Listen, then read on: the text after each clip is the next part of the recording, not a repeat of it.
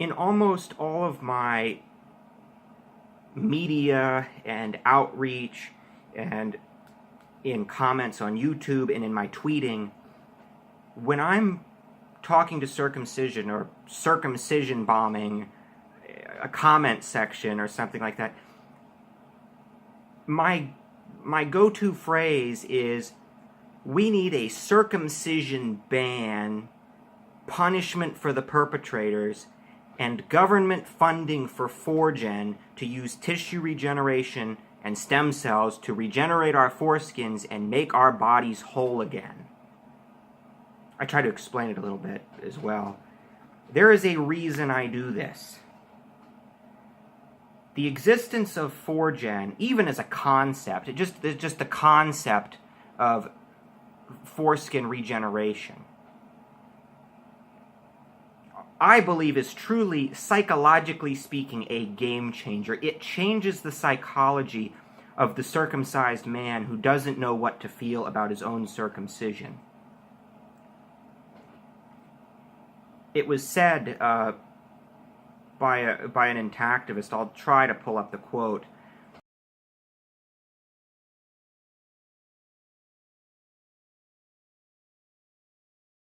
that a lot of the insanity regarding infant circumcision and the desire, this neurotic desire to circumcise infants, stems in large part from the fact that circumcision is pretty much hopelessly irreversible to the victim.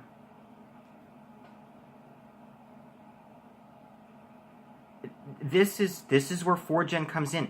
Foregen represents a symbol of reversibility. It is a peg for the circumcised man to hang his hat on and think, there's something beyond this. If, just indulging my sunk cost fallacy, Stockholm syndrome, there might actually be a cost to it rather than supporting this effort and, supporting, as part of the agenda, supporting Foregen to regenerate our foreskins. That I may actually lose something by not doing that, and I may have something to gain by supporting anti-circumcision, supporting intactivism. It's something new. It's something that did not, it did not exist.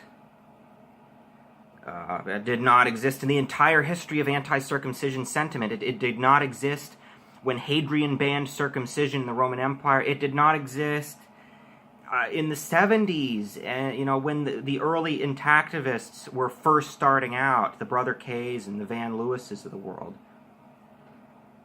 But it is present now, at least in a theoretical sense. And I think it has the capacity to be a game changer. And I know some of the people in my comments, will say, oh, Foregen, this, that, the other, it's a scam.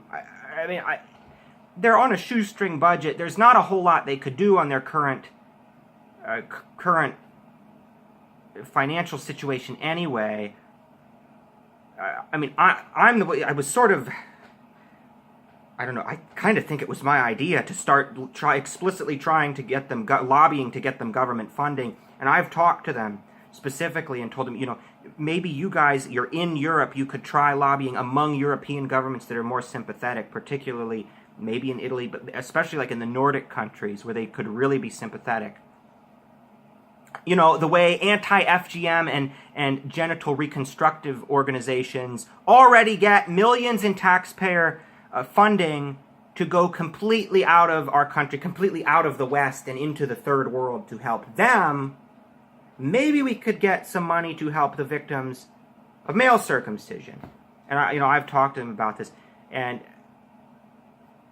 I think they need to focus on getting funding right now. But just as a theoretical matter, goodness, we have regenerated rat lungs and hearts and tracheas and bronchial tubes and kidneys and ureters and bladders and urethras, and we have actually regenerated urethras and vaginas and have actually implanted them successfully in human boys and girls. The idea is, the potential is there. And with proper funding and advances in understanding of genetics and stem cells and fetal development and computer analysis of proteins and computer modeling, finite element modeling of maybe even human body parts, and even AI, artificial intelligence. There's a lot of things that could be brought to bear. I could see this